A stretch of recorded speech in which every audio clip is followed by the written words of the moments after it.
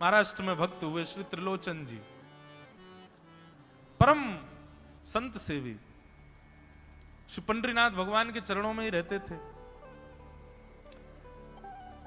पति पत्नी दोनों निवास करते थे, उनके कोई संतान नहीं थी, तो इसलिए उन्होंने जीवन भर क्या नियम अपनाया कि जो भी धन आदि उनके पास था, जो भी वैभव था, उन्होंने वो पंढरपुर आने वाले वैष्णवों की सेवा में खर्च करने का उसका मन बनाया कि यहां इतने दर्शनार्थी आते हैं, सबका भोजन प्रसादी सामग्री हमारे घर में बना करेगी। तो श्री त्रिलोचन जी पंढरपुर आने वाले दर्शनार्थियों को घर बुलाकर के प्रेम से भोजन पवाते थे, और जितने भी दर्शनार्थी दर्शन करके पंढरपुर से जाते थे, वो अन्य संतों को कह देते, बोले कहां जा रहे हो? बोले पंढरपुर जा रहे हैं। बोले भैया पंढरपुर जा रहे हो तो त्रिलोचन जी के यहां जाना, उनके यहां भोजन प्रसादी बहुत बढ़िया संतों के अनुकूल बनाते हैं। बड़ी ख्याति हो गई महाराज जी, अब तो जितनी भीड़ पंढरपुर विठल मंदिर में, उतनी भीड़ त्रिलोचन जी के घर के बाहर संतों की, दर्शनार्थियों की, सब प्रसाद पाने के लिए जाते। त्रिलोचन जी और उनकी पत्नी बड़े प्रसन्न कि इतने संतों की सेवा हम कर पा रहे हैं, ये हमारा सौभाग्य है।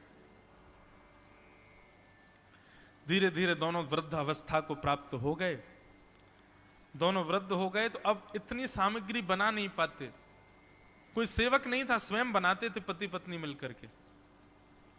अब तो ऐसा हो जाता, कभी कभी दाल लग जाती, जल जाती, रोटियां सेकते तो रोटियां जल जाती। वृद्ध अवस्था, थक भी गए थे बहुत ज्यादा, तो प्रसाद पवाते तो थे, संत जन बेचारे प्रेम से स्वीकार तो करते, पर अब स्वाद नहीं होता था, तो बेचारे जैसा था उसको पाते, थोड़ा बहुत पा करके चले जाते। धीरे धीरे संतों का आगमन अब कम होने लगा। त्रिलोचन जी इस बात से बड़े परेशान हो गए, बोले भैया संत हमारे घर से आना बंद हो गए, हम क्या करें? त्रिलोचन जी ने बाहर लिख दिया कि भाई संत सेवा के लिए सेवक की आवश्यकता है, यदि कोई सेवा भावी सेवा करना चाहता है तो भीतर आके संपर्क करे। अब यह बोर्ड पढ़ लिया हमारे श्री पंडरीनाथ भगवान ने, और श्री विठल भगवान एक छोटे से बालक का रूप धारण करके त्रिलोचन जी के यहां पहुंच गए। त्रिलोचन जी के यहां पहुंचे, त्रिलोचन जी बैठे थे। बोले साहब जी, आपने बाहर लिख रखा है संत सेवा के लिए यदि कोई इच्छुक हो तो भीतर आके संपर्क करे, मुझे सेवा करनी है। त्रिलोचन जी और उनकी पत्नी देखें, बोले कितना छोटा सा बालक है, कितना प्यारा है, ये तुम्हारे माता पिता नहीं है? बोले होंगे तो पता नहीं, मुझे तो पता नहीं, मैंने कभी देखा नहीं अपने माता पिता को, मैं अकेला ही हूं, ना मेरे कोई भाई है, ना कोई मेरे मित्र है, ना मेरे कोई बंधु है, ना मेरे माता पिता, मैं अकेला ही हूं। त्रिलोचन जी की पत्नी को तो इतनी दया सी आ गई, अरे राम राम, बेचारा अकेला बालक है। अच्छा चलो ठीक है, तुम यहां सेवा कर लेना, लेकिन कुछ नियम है उनको सुन लो। सबसे पहले तो अपना नाम बताओ, तुम्हारा नाम क्या है? विठल भगवान ही थे, वो तो छोटे से बालक के रूप में गए थे।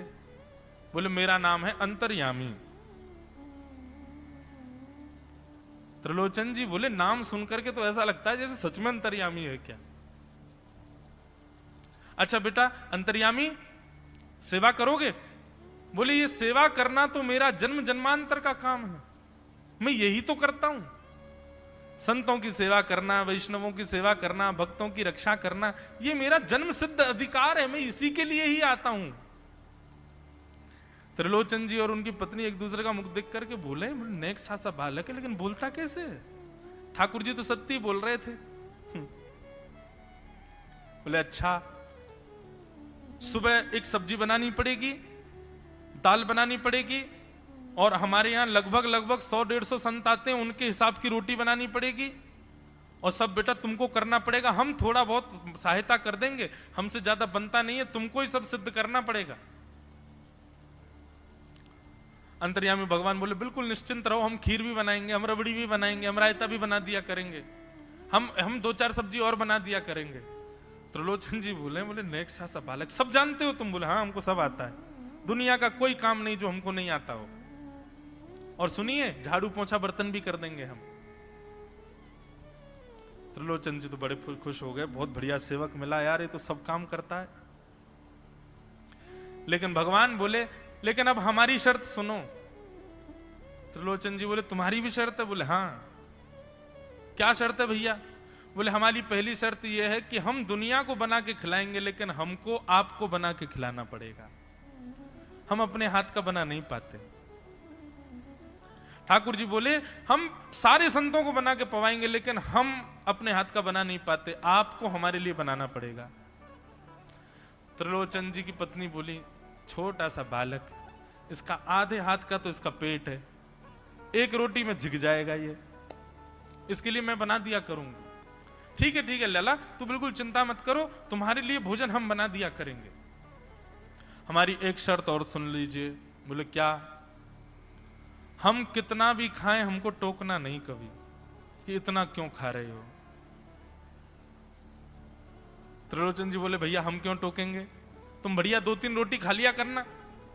बोले 2-3 रोटी तो हमारी दाढ़ में छुप जाती है कहीं पर, हम तो प्रेम से पाते हैं। बस आप लोग ये नियम याद रखना, आप कभी ये मत कहना कि इतना क्यों खा रहे हो।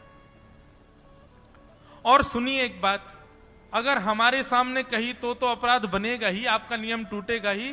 किसी और से जाकर के यदि आपने कह दिया कि बहुत खाता है, क्या बताएं, तो हम उसी दिन अंतर ध्यान हो जाएंगे, उसी दिन आपका घर छोड़ के चले जाएंगे। फिर दूरते रहना सेवक।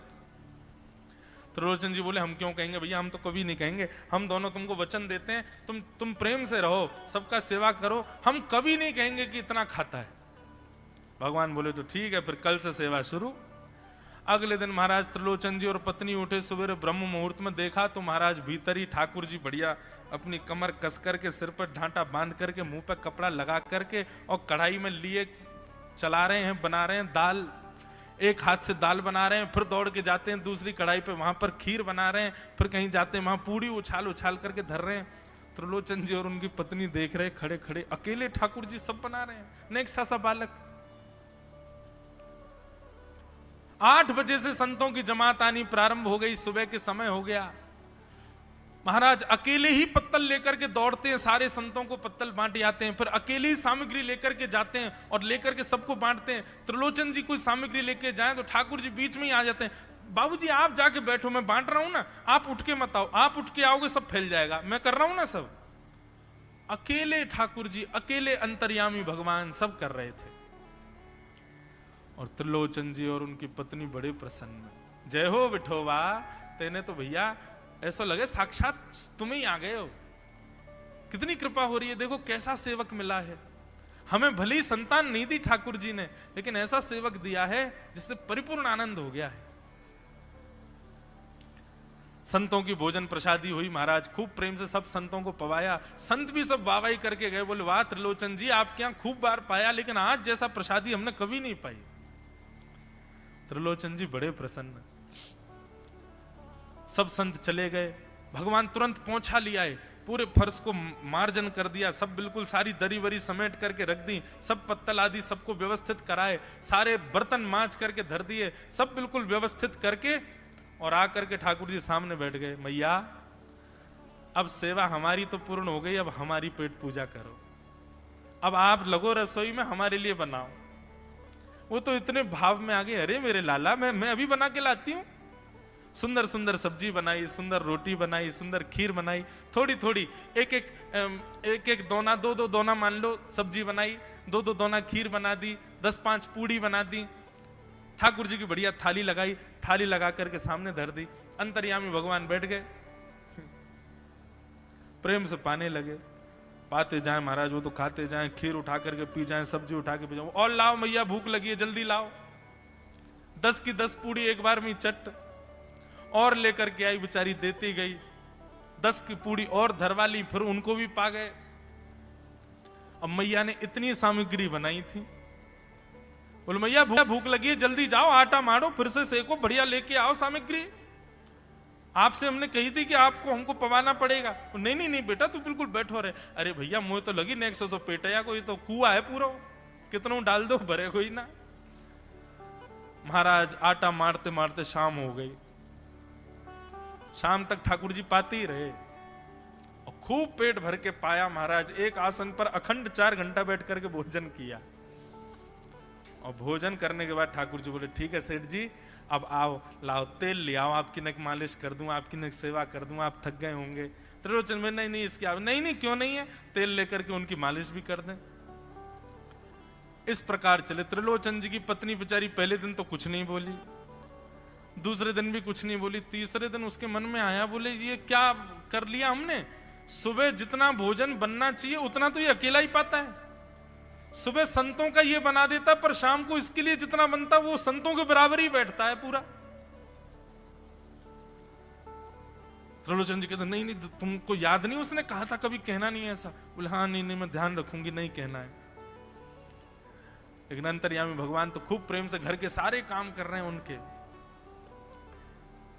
महीना डेढ़ महीना बीत गया, खूब आनंद से सेवा चल रही थी। एक दिन त्रिलोचन जी की पत्नी पड़ोस में किसी के पास बैठी थी, तो पड़ोसी तो होते ही हैं सब घर के बात बोलने वाले, उन्होंने कह दी, बोले कि आपके घर में तो आजकल बड़ी खुशहाली आ गई है। त्रिलोचन जी को देखा, चेहरे पे कैसा तेज आ गया, लाल लाल टमाटर जैसे गाल हो गए उनके। बोले अरे वो आया है ना अंतर्यामी सेवक हमारा, बहुत सेवा करता है, प्रसादी वगैरह सब वही बनाता है, फिर मालिश करता है उनकी, बढ़िया बढ़िया उनके लिए जूस निकालता है, बढ़िया उनको सब भोजन पानी पवाता है, इसलिए इस वजह से त्रिलोचन जी बढ़िया। वो त्रिलोचन जी तो बढ़िया हो गए, तुम सूख गई हो, तुम इतनी पतली दुबली क्यों हो गई, मेरा दुख कौन जाने। वो सबकी सेवा करता है पर अपनी सेवा मुझसे करवाता है। अरे छोटा सा तो है, ऐसे मटक मटक के जाता है सब्जी लेने, हम तो उसको देखने के लिए खड़े रहते बाहर, कैसे बढ़िया लगता है। कई लोग तो देखने ही आते हैं उसको कि कैसे सब्जी परोस रहा है, कैसे पूड़ी परोस रहा है, कितना सुंदर लगता है। छोटा सा तो है, उसकी क्या सेवा करनी पड़ती है। अरे बहन तुम क्या जानो, 2, 4, 5, 10 किलो आटे की कब कब में रोटियां पूड़ियां खा जाता है चपेट करके, कोई पता नहीं चलती, पेट है कुआ है समुद्र है क्या है पता नहीं चलता है, इतना खाता है इतना खाता है इतना खाता है। 4 घंटे की समाधि पर बैठता है एक साथ, थाली नहीं थाल लगाना पड़ता है उसके लिए, इतना खाता है। जैसे ही कहा इतना खाता है, ठाकुर जी अंतर ध्यान हो गए। शाम का समय, त्रिलोचन जी ने बुलाया, अंतर्यामी, ओ बेटा अंतर्यामी कहां हो, जल्दी आओ, चलो शाम हो गई है, थोड़ी देर बैठे कुछ सत्संग करें कीर्तन करें। अंतर्यामी नहीं आए, पूरे घर में खोज लिया ठाकुर जी नहीं मिले, रसोई घर में खोज लिया ठाकुर जी नहीं मिले, पड़ोसियों से पूछ लिया नहीं मिले, सब्जी मंडी देख आए ठाकुर जी नहीं मिले, पूरा पंढरपुर देख लिया लेकिन ठाकुर जी नहीं मिले, सब जगह खोज लिया ठाकुर जी नहीं मिले। त्रिलोचन जी बड़े उदास हो गए, पत्नी से कहने लगे पता नहीं कहां चला गया, कहां गया होगा पता नहीं। देवी तुमने उससे ये तो नहीं कह दिया था कि इतना क्यों खाते। बोले नहीं नहीं मैं तो कान पकड़ती हूं, मैं कभी नहीं कहती उससे। बोले किसी और से तो नहीं कहा था ना तुमने, क्योंकि उसने वचन दिया था ऐसा कहोगे तो मैं चला जाऊंगा। बोले हाँ आज एक गलती हो गई, पड़ोसी के पास बैठी थी, उससे बात करते करते मेरे मुख से गलती से निकल गया कि अरे उसके लिए तो बहुत बनाना पड़ता है, 10 किलो आटा खा जाता है, इतना खाता है, तो निकल गया था। समझ गए। बोले ओहो इसीलिए चला गया, उसको पता चल गया कि तुमने कह दिया है तभी चला गया है। त्रिलोचन जी और उनकी पत्नी दोनों श्री पंडरीनाथ भगवान मंदिर के देहली पर जाकर के बैठ गए। जाकर के ठाकुर जी के आगे हाथ फैला करके कहने लगे, बोले नाथ, हे पंडरीनाथ, आपने हमको संतान नहीं दी, पुत्र नहीं दिया, पुत्री नहीं दी जीवन में, हमने कभी उसकी अपेक्षा नहीं की, हमने कभी आपसे शिकायत नहीं की कि हमको संतान क्यों नहीं दी है।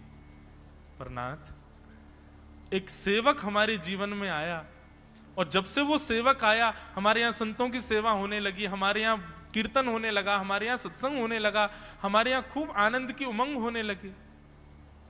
उस सेवक ने हमको आपसे और प्रेम करवा दिया। ठाकुर जी हम आज आपसे दोनों भीख मांग रहे हैं, हमें कुछ मत दीजिए, आप भी मत मिलिए हमको इस जन्म में, लेकिन हमारे उस सेवक अंतर्यामी को हमको वापस कर दीजिए भगवान, वो जहां कहीं भी हो उसको वापस भेज दो हमारे पास। ऐसा कहकर के रुदन करने लगे, नेत्रों से आंसू गिरने लगे, चरणों में प्रणाम करके श्री पंडरीनाथ भगवान को रुदन करने लगे त्रिलोचन जी और उनकी पत्नी। इतने में ही स्वर सुनाई दिया, बाबूजी। अंतर्यामी का स्वर सुनते ही पीछे मुड़ करके देखा तो पीछे तो कोई दिखा नहीं। अरे इधर देखिए, पीछे कहां देख रहे हैं? वापस से पंडरीनाथ भगवान की ओर देखा तो श्री पंडरीनाथ भगवान की जगह ही अंतर्यामी बालक खड़ा हुआ है, सामने खड़े होकर के उनको आशीष दे रहा है। त्रिलोचन जी तो भाव विह्वल हो गए, बोले कैसी कृपा नाथ आपकी। बोले आप ही थे क्या? बोले तो इतनी अच्छी संत सेवा, इतनी अच्छी खीर, इतनी अच्छी पूड़ी, इतनी अच्छी सब्जी, और आपकी जो सेवा और इतने अच्छे अच्छे सत्संग कीर्तन, ये मेरे अलावा कौन कर सकता है? संतों की सेवा तो मैं ही करता हूं ना। आपने संत सेवा के लिए सेवक मांगा था, इसलिए मैं ही आपके यहां चल करके आ गया। और श्री त्रिलोचन जी पर अद्भुत कृपा करके भगवान ने उनको कृतार्थ किया। बोलो भक्त वत्सल भगवान की।